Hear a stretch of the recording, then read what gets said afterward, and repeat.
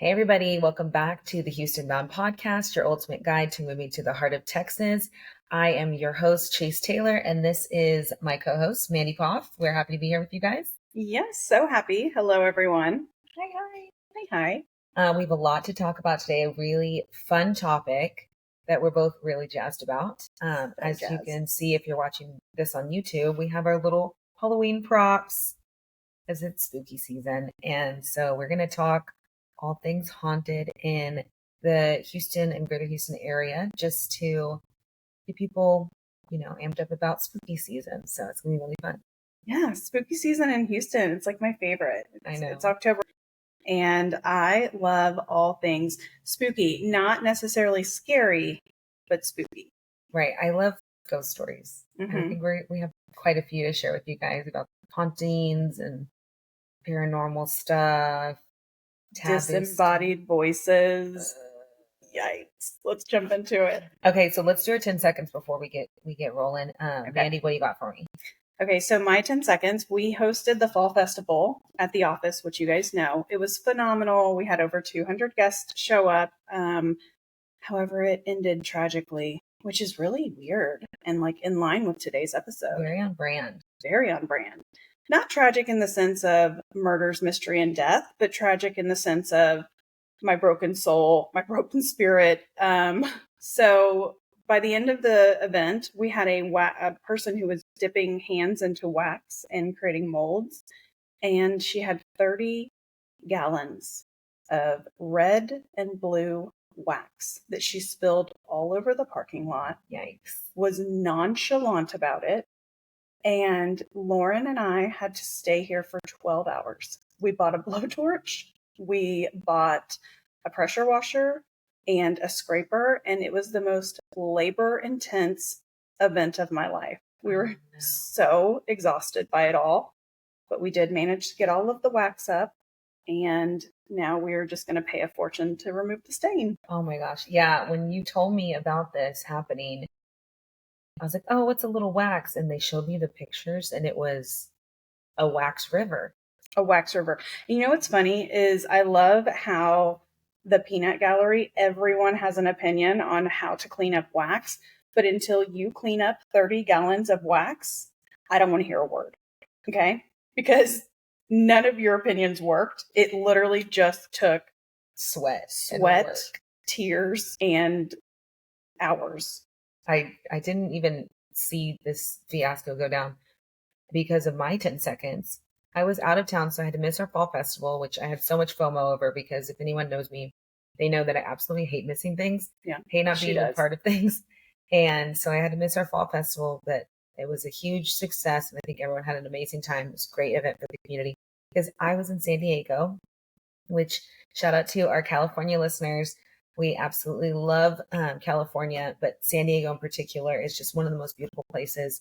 I got to visit the zoo, and we got, long story short, I'm friends with the zookeeper, and we got some... She's the who's who, let's be real. I got some behind the scenes stuff, which most people don't get to do. I had to feed an elephant, and it was really amazing. I wanted to cry being that close to such a beautiful creature. It's magical. Yeah, it was really, really neat. And it's an experience that not a lot of people in the world get to have at the zoo. If you haven't been to the San Diego Zoo, it is definitely worth seeing it. They have the new panda display there with the panda exhibit, and it cost over $15 million to put this thing together. I can't even fathom. And I got to see one panda. He was taking a nap, so I could only really see his behind side. It's my vibe. And they push you through really quickly. So we got like 20 seconds with the panda and we had to move along. But San Diego was gorgeous. The weather was phenomenal.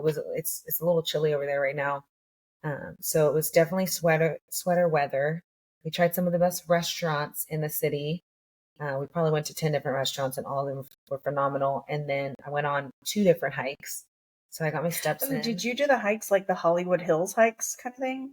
No, this is San Diego. Okay. Is that in LA? I don't know. Geographically, I'm like, how does that align? San Diego's about 3 hours south of LA. Okay. And it's 45 minutes north of Mexico. Oh, wow. So okay, cool. It's right there. And they drive to and from Mexico all the time from San Diego just for day trips. But no, the hike that I did was the one in the middle of San Diego, and it's the highest point of San Diego. And so I just could look over all the way west and then all the way to the ocean. So Oh, I bet that was beautiful. it was amazing. But yeah, Nice. that was way more than 10 seconds, but I did That's a lot. okay. I was there a while. I got to jump in and say Chase is being extremely humble. She had the most VIP experience at the San Diego Zoo. And from my understanding, the San Diego Zoo is like #1 in the US, right? Yep. And this broad got to go behind she said, Jurassic Park gates to feed those elephants. So that's what my zookeeper friend called it. Shout out Darby.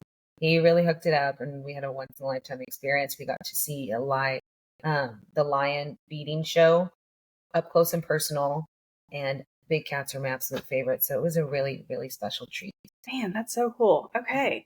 Well, I'm glad that you finished our 10 seconds on a higher note than mine started. Yeah.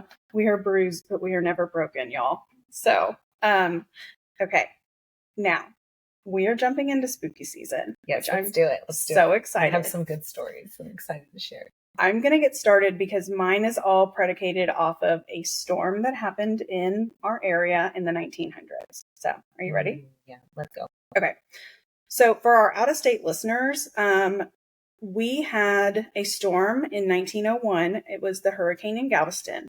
Now, when I tell you about this was not just a storm. It was not just horrific. It was catastrophic. Okay. So I want you guys to know that this is the deadliest disaster in U.S. history. It was a category 4, but the problem is there was no warning. It was the 1900s. So wow. So our weather forecast wasn't advanced, and the residents were completely unprepared. They were blindsided, and I can't even imagine how a category 4 affected, because we didn't have the seawall back then, right? No, you're right. There was no seawall, which is why we have the seawall now. And so what that means is it was just shoreline.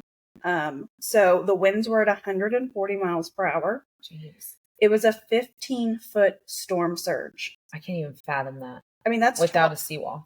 Without a seawall.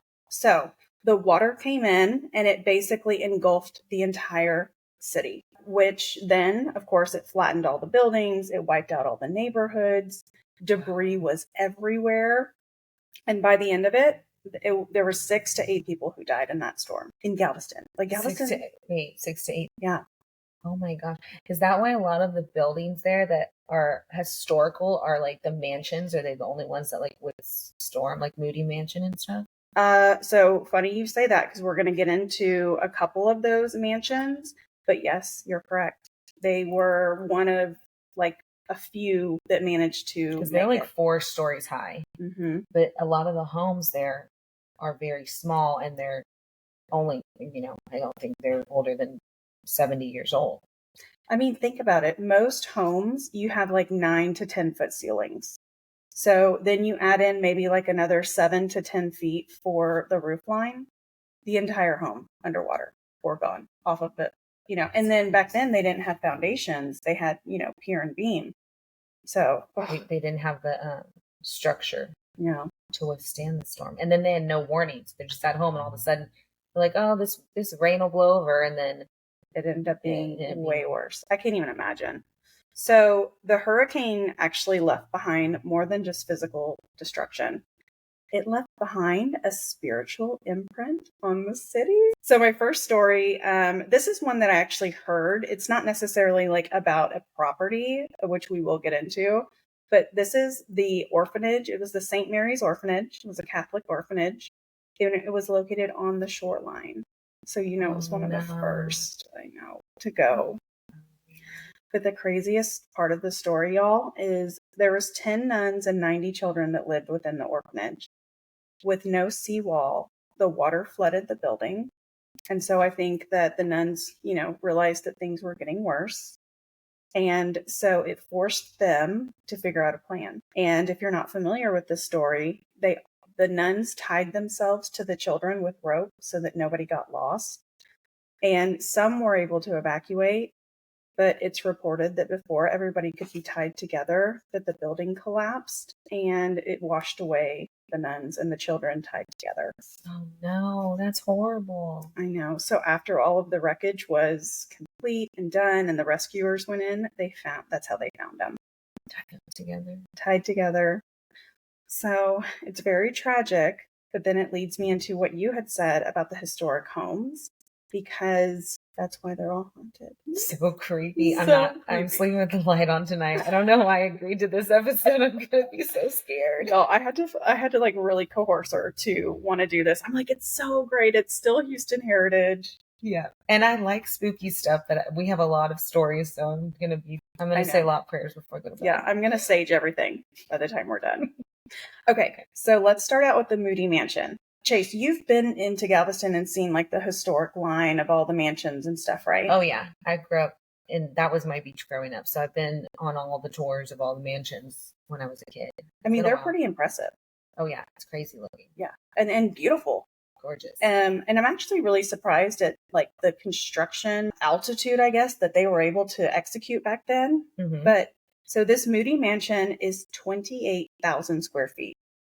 That's how big it is? 28,000 square feet. I guess when you're little, you just feel like everything's huge anyway. So I didn't. Now, as an adult, 28,000 square feet, that's a huge house. I can't even fathom. Me neither. But if anybody's looking to purchase one for 28,000 square feet, like, we would love to help you. We would love to help you with that. Yeah. You could be our first, and then we'll feature you on the pod. For sure. Okay, so this was a one-of-a-kind building, and it did withstand the 1900s hurricane. Okay. I love this story because it's super fun. It was built by a Galveston socialite. Really? Yes. And the reason that she built it is because she wanted a sizable, stately, impressive home for her growing social sphere. You know, I love that shit. And now it's like a haunted house, and she wanted this posh. Right. Okay. So the story is that she got into a fight with her kids over the inheritance and the money whenever her husband passed. As one does. Mm-hmm. Tales all this time. And so it is thought that when she built the home, that it was possible that she would be able to mend her, broken ways with her kids because of the home and be able to invite them. It didn't work. What happened? She died a miserable widow. And so she was the only resident of that mansion. And now people say that they can hear her voice. They say that when people come and take photos, they have like blurred images of something in the photos. So she died in this huge house by herself because she wasn't good to the people that she loved. Yeah. Wow. What a tale as old as time. Jeez. Money's not everything, folks. It's a big house to live all alone in. I can't even imagine. I'd be so creeped out just from the sheer... Yeah, like... by myself. Homes creak on their own anyways. Especially a home that old. But there's so many creaks. Creepy. Okay. So people swear that they see faces in their photos when they go visit. And the silver lining of all this, though, is the property is now home to the Moody Foundation, which we love charity, right? Right. One of our pillars. Right. Definitely one of your pillars. If you guys don't know, Chase is like a huge advocate and philanthropist. She is so committed to the vision of all of the things that she serves. Thank you. You're so welcome. I tried. So the Moody Foundation is now serving children's needs in the Galveston area, and it really promotes community development. Okay, thank you for landing on a positive note with that creepy story of this old lady dying there alone. Yes, you're welcome. So we're helping children. Good. Yeah, I like it. Okay, full circle. She didn't get to help her kids, so I love that. Yeah, it's better. It does. We fixed it. Yeah. We fixed it. Okay. So I have another haunted mansion. Okay, what else happened in Galveston? So the Bishop's Palace. Okay. Yep, I'm aware. This is actually considered like a castle. It is a stunning Victorian home. It's a must-see. What's really cool about it is as much as it is eerie, it's also exuberant. It's 19,000 square feet. Okay, so it's very small compared. Yeah, so this was like middle class. Trash. Yeah, this was, overlooking your ops. Okay, so 19,000 square foot home, but it's sporadic because it's full of like eclectic architectural designs. I remember this. Yeah. Okay. So nothing real, no like continuity or consistency through it. It's just this It's like a bunch of architects got together and were like, I like this design. That's what I was going to say. Wasn't the story that he started with a certain architect and then he had other ones take over the job, and so it looks piecemeal together? Exactly. Yep. Okay, yeah. Now I'm remembering this. Yeah, very cool. I love that you know all this history. It is also another property that survived the hurricane. And the really cool thing about this one is it served as a shelter during the storm. So it actually was able to save 200 people. During the tours, guests say that they get pushed, they get scratched. No. They get tripped. I don't like it. I'd be pissed if somebody tripped me, if a ghost or not, whenever I'm going through this tour. Going down. I know, I'd be like, show me your face. Show yourself. And then sometimes they get punched. Yeah, I don't really understand that because there's no actual reports of tragedy inside of this home. And since it's served as, you know, a place of shelter for the victims, tourists say that unidentified forces can be felt whenever standing in front of the home or outside of it. But it's believed that it was the previous owner because this activity is really, it's really active during the hurricanes, like during active hurricanes now. So it's believed that the owner is being more protective than he is combative. Okay. With this energy. Like it's almost like he's anxious or fretting the storm. I get that. Well, part of me feels like that could be the reason, but also there are so many stories that we don't know about old homes. So if a house has been around for a really long time, think about all the generations that have lived there and the buyers and sellers that have occupied the home and the tragedies that are like not known. I mean, we probably know a fraction of any like murder or death that happened in a home. So there's probably things we don't even know about that are possibly contributing to the haunting. I also personally, like side note, believe that homes hold energy. For sure. If you had if you're looking at a home that maybe there's like a horrible divorce situation, I think sometimes that energy resides there. I just believe that if there is some kind of negative energy, now we can always clear it. You know, it doesn't have to remain. But right, there are fixes. But it is important that whenever you walk into a home and you get like that gut feeling, you know, maybe trust it. And let's do a little research because at Inspired, that's what we do. We go above and beyond. So if you need us to get the history of a home, we've done here, we got you. Hunt it down. Hunt it down. Okay. Do you have another one like Galveston? Because I have a little tidbit. Ooh, move on. I actually don't. Yeah, tell me what you know. So are you familiar with Hotel Galvez? Who is not? That is such a stunning historical, gorgeous, world-renowned hotel. Basically, it's on the seawall. Yeah. And it is stunning, first and foremost. I've never actually been or stayed. It's very pretty, and the pool is gorgeous. So if you ever are down there, like you need to get a room. Okay. But it's also haunted. It's haunted? It's also haunted. Oh my God. So it's not just stunning, it's creepy too. Tell me. Okay, so this iconic hotel is known for its haunted reputation. Many visitors and staff members have reported seeing a ghost of a woman wearing white. Okay. So the hotel was built in 1911.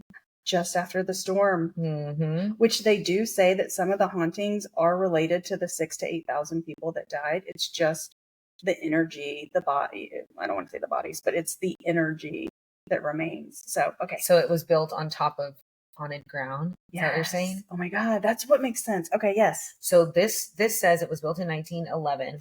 The hotel is most known for the story called the Love Lorn Lady. Love Lorn Lady. Okay. In room 501. Listen to that alliteration there. Love Lorn Lady. Love Lorn Lady. She's said to be the ghost of a woman who hanged herself after mistakenly believing her fiance had died at sea. That's so sad. Isn't that horrible? What's terrible is there's no communication back then. Yeah. And so there was no way they couldn't communicate with people barely even on land, but ever at sea. Right. So it says that guests report seeing flickering lights, cold spots, and sighting a woman in white near their rooms. Get out. And there's people that have like pictures of it. Get out. I know. Isn't that so creepy? That is so creepy. Yes. So it's like the most gorgeous hotel ever, but there's like this undertone of. So do we know if he really died? She doesn't know. She doesn't know, and she didn't find out, and then she killed herself, and now nobody really knows still. Wow. But I Okay. wonder if he was lost at sea, like during the storm or something. That's my biggest fear is being lost at sea. Just for our listeners, so you guys Really? know, like You think about that? I would rather be trapped in a desert than trapped in the ocean. I don't know what's worse. I think I would pick ocean. Really? I don't know, because the desert just seems like it goes on and on and on and on, and I don't like the idea of. I guess you would. I mean, yes, I guess you would get dehydrated either way. I can't fathom Both the awful. idea of something underneath me that I can't see. And equally to that point, the ocean goes on and on and on. That is so true, and I'm scared of the ocean a little too. We're gonna have nightmares. Okay, there's Okay. another one. Another haunting is the Ghost Bride, Oh, I've never heard of that. and she's seen wandering the ballroom and the grand staircase in various strange occurrences throughout the hotel, making it a popular destination for ghost hunters. So apparently, this is a story about a bride to be dying tragically right before her wedding. And so she wanders the hallways because I guess she was supposed to get married at Hotel Galvez. And she wanders the halls waiting for her groom. Oh I my don't gosh. know. Can I tell you, #mood, if I'm going to haunt something, my ass is going to be in the ballroom and by the bar. That is a vibe. That is a serious vibe. Yes. I love it. And I'll probably be dressed in white too. Yeah. Well, if you're going to show up, like, might as well show up overdressed. Yeah. Yeah. I mean, if this is eternity, I'm going to need to have some fashion in Yeah, that. I'm going to come correct. This is how they're going to remember me and haunt me. They're going to be hunting me as a ghost hunter. Mm-hmm. Yeah, no, I'm going to come correct. They're going to be like, oh my God, did you see that lady? Stunning. Like, while this is crazy and scary, those shoes. She looked good, though. Yeah. I'll tell you that much. And her hair, no humidity in Galveston. I don't understand. Some good hairspray. That's some good product. Oh my gosh. Yeah, that's Hotel Galvez. If you get a chance to visit Galveston, say you're going down there to buy, Hotel Galvez is a perfect place to stay and you'll have a great experience. And I'll get a room nearby and we'll go explore the town and look at properties and find you a place that's perfect for you in Galveston. That's kind of what I was thinking is for our out-of-state listeners, if you guys really are truly looking to purchase in Texas, like we will go and like do the weekend. I used to do the Fortune 500 companies, moving them in and out of Houston, and they come for the weekend. So we did mass showings and we nailed it for, Friday, Saturday, Sunday. I'm here for it. It's a whole real estate weekend. And buying real estate isn't just about the home. The location is in some cases more important. Mm-hmm. And you understanding that the location you're interested in is what you think it is. Because you never know when you go somewhere from out of state, you really don't know until you experience it. And Inspired Realty Co is all about experiencing things. That's why we offer boat tours for our waterfront purchasers. Yeah, because we really sell lifestyle. Right. And that's why we cover these fun topics. Like, obviously, we're in October, so it's spooky season. And, like, how do we tie that in? But it's really about the lifestyle. And then now you're going to be able to come to Texas and you're going to be able to have these stories. And fun you can, stories. Share them with the people that you're unfortunately leaving and say, hey, listen, I'm headed to this. And here's the history. Yeah, I love history, though. I do, too. It's so fun. What do we got next? Okay, so I need you to tell me about the Heights. Oh, no. Okay. This one's pretty duty. Yeah, this is kind of crazy. So for those who don't know, the Houston Heights is a really hip, fun, hot area. Chase used to live there, and so she's one of the cool kids. I personally lived in the Energy Corridor, which is also really cool, but not cool like that.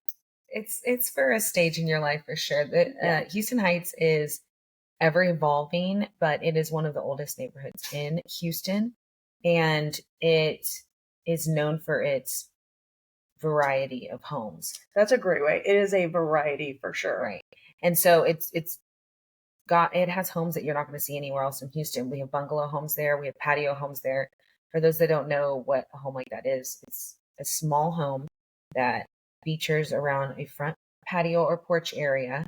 And it's perfect it's a smaller home, so it's perfect for first-time home buyers or empty nesters because some of these bungalows only have 2 bedrooms. Mm-hmm. A lot of them don't have attached garages, and a lot of them are very old. So I've been in homes that are over 100 years old in the Heights and shown them. And it's just really cool to see the rich history. Like we have a lot of like original wood floors from the 70s. And it's a really cool thing to see. They have a style of home in the Heights known as shotgun homes.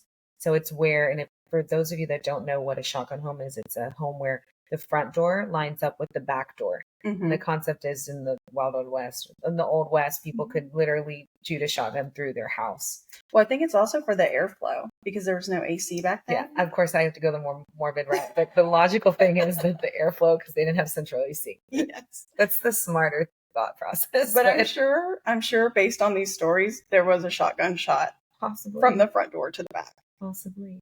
So now the Heights also has townhomes and beautiful condominiums in there and high-rise apartment complexes, which leads me into my next part is there was a story about on the news featured in 2015. It's a story, and her name, a lady named Mary, was living in her Houston Heights home, and this is in the road. If you're familiar with Yale, it's on the road right behind Yale. And she went missing mysteriously in 2015. Well, her family didn't hear from her. They didn't know what happened. And the home eventually went into foreclosure.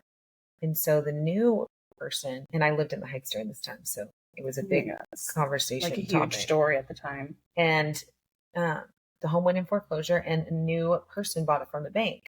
They were like, sweet. I'm sure they got a great deal on it. Foreclosure in the Heights. Like, what are the odds? Right.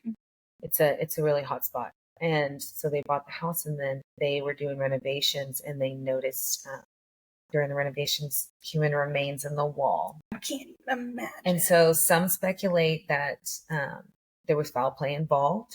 I hope not. I hope not either. But others think maybe she was gathering something in the attic and fell and got stuck in the wall and couldn't get out and then passed away. She was an elderly lady. So it's a really sad story. But yes, they found her bones in the wall. And during that time period, and this is kind of an interesting story, and you can even see it from Google Maps, there was a mid-rise apartment complex that was being built on Yale. And so whenever you have a new development coming in, as you know, Mandy, they come through and they ask all the homeowners, hey, will you sell us your lot for a premium price? We're building this new development. It's going to do XYZ for the community. And they couldn't get in touch with her, and because she had died. And they ended up they moved on with the project, and they built the high rise around her house. Y'all, I saw a picture. Chase showed me the picture of this. It's insane. It literally is a square, and then there's a horseshoe around where her house once sat. And I think recently they tore down the house, and now there's townhouses there. It must be the last 2 years, because I've seen the house since then. And yeah, they had to build it around this house because they couldn't get permission, or they couldn't get in touch with her to sell the property. Oh my gosh. So if you guys Google the property, we'll put everything into the show notes so that it's easy to find, but I want you guys to Google it and look at the way that the architect had to actually build this building around this one interesting home. If you look at it on Google Maps, you can see it from an aerial view. It's crazy.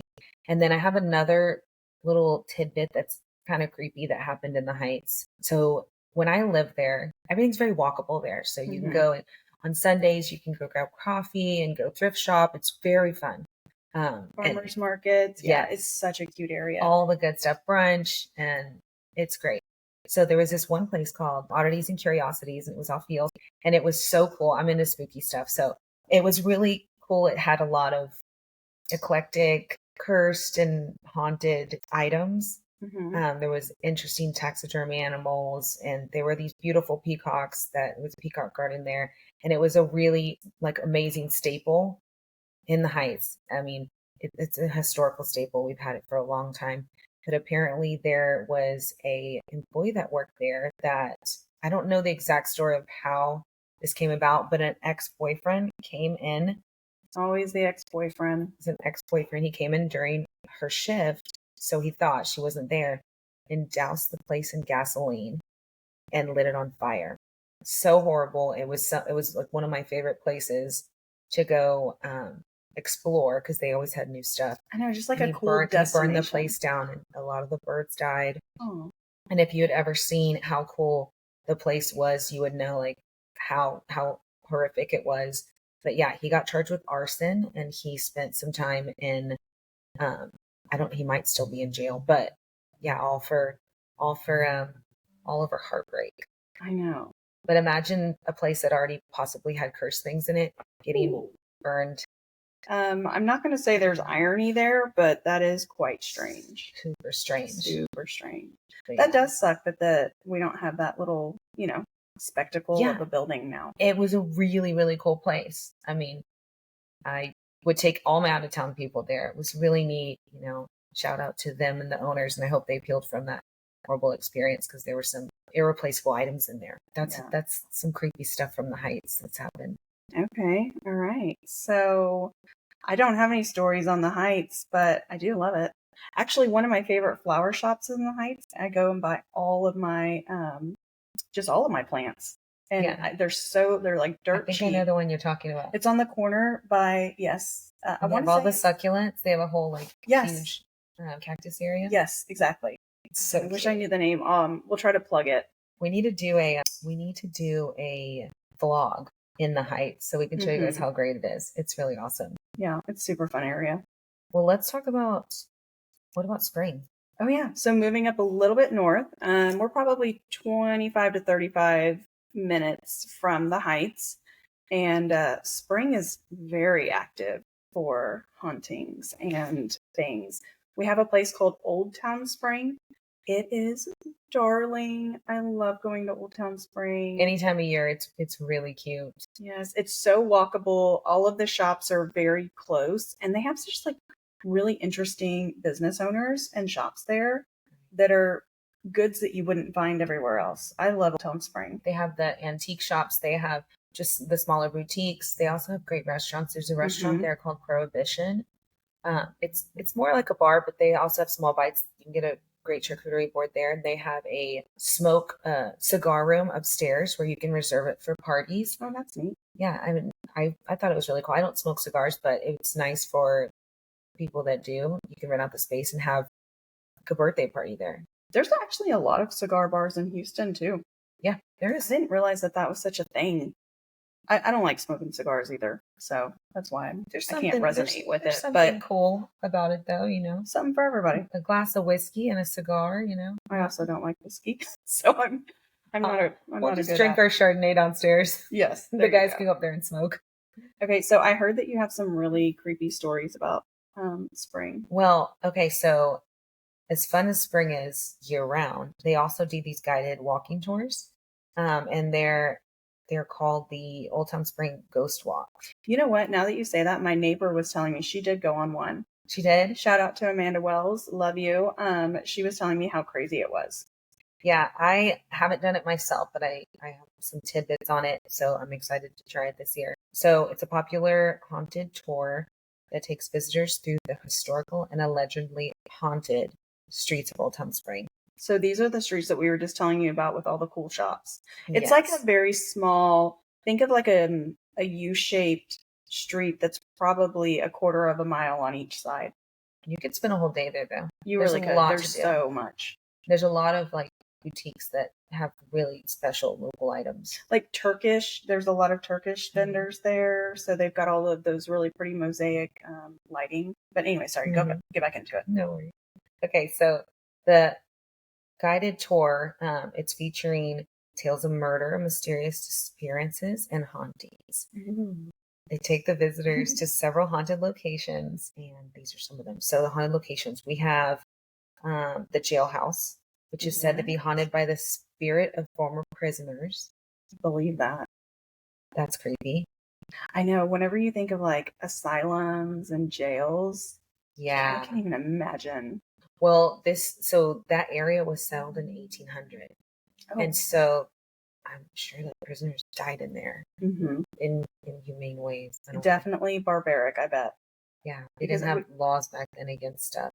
So the White House Hall is another one. It's rumored to home lingering spirits from the early days. So that's one. So even though it is a spooky place, it is family friendly. So the tour is designed to be spooky, but it's not overly frightening. So it is family friendly. It's a good option for families and anyone interested in paranormal history and experiences. The tour is about 90 minutes.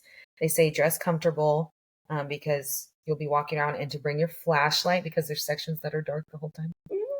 And the streets are not like the sidewalks they're old. It's almost like walking in New Orleans. Right. It has a very old-timey feel, a hometown feel. Mm-hmm. So in the middle of our major city, we have something really cool like that for you to experience in many different ways. It is like stepping into another world whenever you pull in. Right. But yeah, it's really cool. I think everyone too, the local vendors get really into it with the theme, and they really lean into the spooky theme and participate in it to get more patrons. Yes, I love that about our city. It's like when the residents of our city decide on something, man, they go hard. They go like fully involved, and they are just our city is so cool like that. Yeah, for sure. Like the people in our city are so cool like that. I love it. Yeah. There's so many different. We did a lot of research, and these are the items we picked. There's so many other spooky places and areas in Houston, and we could talk about it all day. But we wanted to give you guys just a tidbit, just a little touch. If you DM us, we'll give you more info. Yeah, for sure. But yeah, that's all the stories I had that I wanted to share today.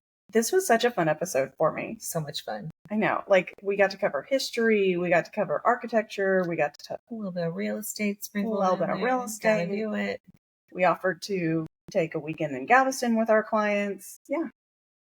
Absolutely. I think this was good. I love it. And I love spooky season.